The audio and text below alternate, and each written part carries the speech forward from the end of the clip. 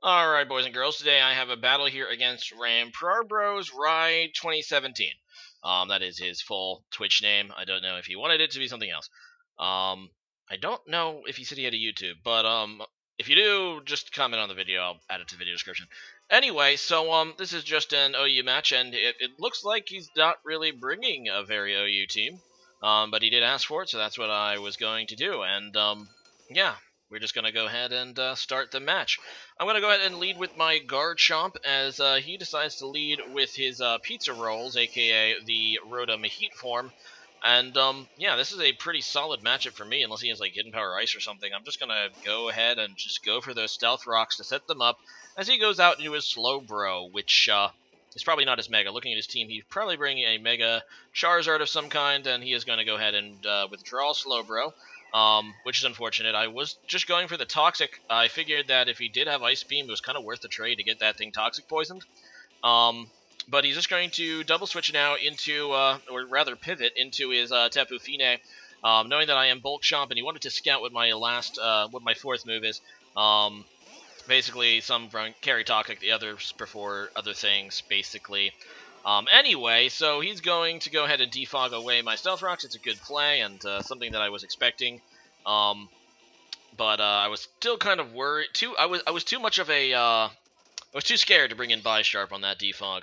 Oh well. So yeah, I'm just gonna go ahead and Volt Switch. It's fairly safe, although he's just gonna go into a Moongus, and certainly enough, between the two of us, we have 3 Pokemon with Regenerator. So both of us are bringing a little bit of bulk here that could make this an interesting chess match. So yeah, he's going to go into a Moongus, which once again has a Regenerator. He also has a Slowbro, and of course I have my Tornadus, which in, I believe, its Therian form, it is also Regenerator. So I'm just going to go for that Hurricane. I end up hitting the Rotom Heat form on the switch, and it's going to do some minor damage, and I know that I can outspeed this thing because I saw the leftovers, and it's not going to be a Scarf one, so just going to go ahead and now and U-turn away and just switch into Garchomp. So Life Orb is pretty strong on Tornadus, obviously, because of Regenerator. It can do some significant damage, and it doesn't have to worry really about the Life Orb recoil, because if you're playing it right, then the Regenerator is going to be negating that. But the one thing that's bad about Landorus, sorry, not Landorus, did I keep saying Landorus? I meant Tornadus. Did I say Landorus that whole time? I don't even know. But, yeah, it is weak to Stealth Rock, so I need to make sure I can keep them down. It doesn't look like he's actually carrying them on that can set them up, or at least he hasn't revealed one yet, so, yeah, it's cool. So I'm going to go to Bisharp now, hoping that he'd just go straight for the Defog again, but he actually makes a pretty great play, just going for the Nature's Wrath to get some damage in my Bisharp. Pretty much, well, good for him because it negates my opportunity to get free +2 attack due to my Define ability. So, yeah, that was pretty critical for him, and I'm just going to go ahead and switch out now because I know that I can't really hurt this thing without, you know, my boost. So, yeah, that was well played. I'm just going to, yeah, he's just going to go for a Moonblast now as I go out into my Rotom, and now I've seen I think all 4 of its moves. So, it's pretty interesting. He has Moonblast, he has Nature's Wrath, he has, what is it? Defog. No, maybe I haven't seen the 4th move yet. I don't know. He's going to go for the Nature's Madness, though, against my Rotom Wash. I just go for a Hydro Pump, actually predicting a switch. So, I was kind of thinking he might try to go out into his Excadrill to take my Volt Switch. But indeed, he does not, and he's going to lower my HP. And now I'm just like, whatever, dude. If you want to play it that way, I'm just going to go for my, well, my life-stealing move, which is, what is it? Yeah, Pain Split, that's the one. And he's going to go into a full health Mole, too, so that's really not so bad, because I'm going to get some damage, and Rotom is going to go back up to a reasonable amount of HP. And I'm just going to go ahead and switch now, because obviously I can't Volt Switch against this thing. I don't know what he's going to do, but he negates, because he does have, his ability would negate my Levitate. So he does go for the Earthquake, knowing that he can pretty much hit anything on my team with it, except for my Tornadus. So, yeah, that Earthquake unfortunately does quite a bit to my incoming Tapu Fini. And, yeah, he's just going to have to withdraw his Mole again, and he's just going to go back into his Amoonguss, which is a pretty solid counter to Tapu Fini. But it ends up being a double switch, and, yeah, that is a double switch in my favor as I go into Tornadus, predicting the Amoonguss. which of course is going to, he's going to be forced to switch out. He does not want to take a Hurricane, and yeah, that's pretty critical for me because I want to avoid the Spore happening. And I believe he can Spore me in this terrain because I'm not grounded. I might be wrong about that. Either way, it forces him just to switch out, and unfortunately for me, I missed with Hurricane, so I really could have done something. And in comes Tapu Fini again, as it takes some Stealth Rock damage, and I'm just going to U-turn to see what he'd do, and yeah, that allows me to get, once again, the switch advantage, which is kind of critical. I'm actually running a few different Pokemon, as you have already seen, with Volt Switch and U-turn, allowing me to continue getting the switch advantage against my opponent, at least in this battle. So, yeah, once again, this matchup is not so bad, and he is going to withdraw again. I was worried that he was going to go out into the Mole, his Excadrill again, but instead he just goes into Amoonguss, which, no, to be honest, is another good play. But because I went for the Volt Switch, what Amoonguss can't do is stop my Volt Switch. Excadrill can, because obviously his ground I've been immune to Volt Switch. So just because, I mean, he's not going to take much damage, but a Volt Switch allows me to go straight back into my Tornadus, which once again is advantage me. And he would love to Spore my Tornadus, because my Tornadus is actually a big problem for his team. But he can't risk it because he doesn't want to take that Hurricane damage. It's not going to take it well. It's probably going to die. Anyway, as you can see, the incoming Excadrill, which does resist it, almost dies to it. So there you go. And I am going to go ahead and switch out. I kind of pretty sure this thing is going to be Scarfed. I was going to go back in my Garchomp, which he ends up going for the Rapid Spin. And here's an interesting mechanic that I knew about, but kind of forgot at the time, and he just didn't know about. He goes for the Rapid Spin, and as you can see, he dies to my item, my Rocky Helmet, and my ability.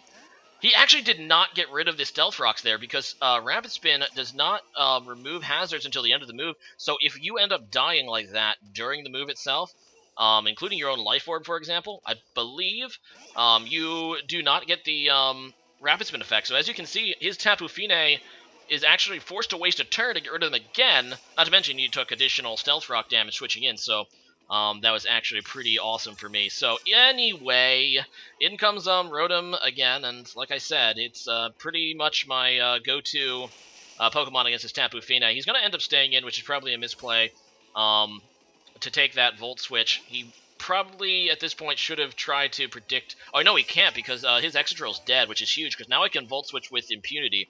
I don't have to worry about him going out into that Excadrill, so he has no way to stop Volt Switch now, which means I can just go for it for free and get the advantage after the turn, because I obviously wall that thing, and yeah, I can just keep switching into counters. So he ends up going into his Charizard Y here, and I barely don't kill it with my Magirna's Thunderbolt. Really kind of annoyed that it lived, because this Charizard Y, as it is revealed, is actually a big problem for my team. I really don't have a good way to do it. Look how much damage it actually does to my incoming Rotom Wash Form. Of course, that was a crit, but still. And obviously this thing is going to be carrying Solar Beam. I mean, what kind of Charizard Y doesn't? And this thing kind of outspeeds my entire team. I kind of don't have a lot of speed. So I'm predicting a Solar Beam. I know I have to sack one thing off in order to get into Tornadus, which is the only thing I have that can outspeed. And obviously you do not want to switch in on any of this thing's moves. Even, well, I guess I could survive a Solar Beam, but if he goes for a fire, a Flamethrower, I'm dead.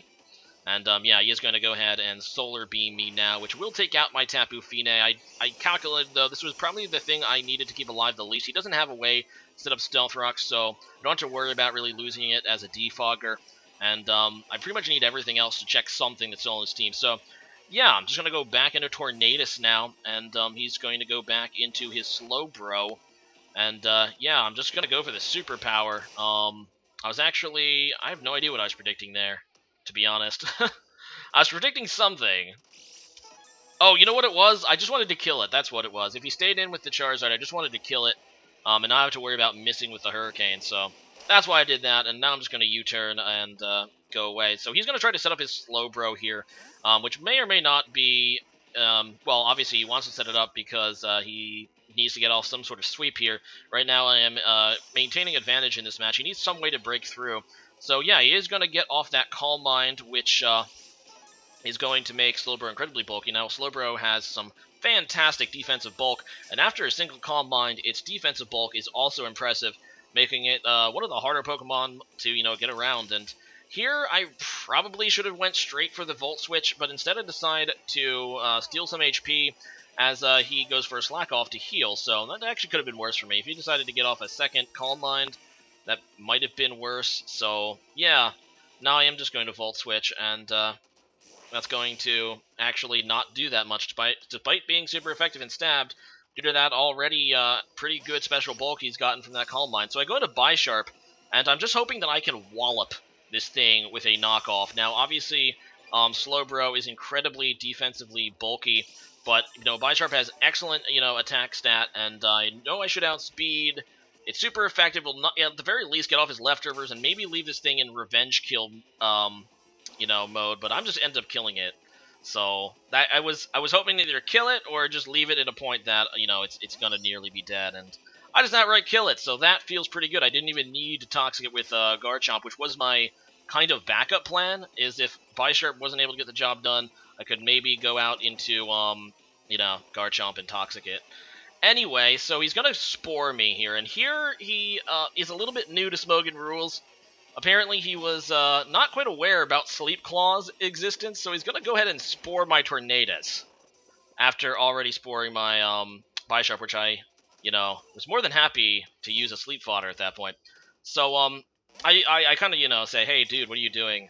And he had already switched into Charizard at this point, so he's going to, get a free regenerator boost on his thing, too. But basically, what we said, okay, look, dude, I'm just going to keep spamming Taunt on my Tornadus until I wake up. Just switch out into a Moongus and keep going for Spore.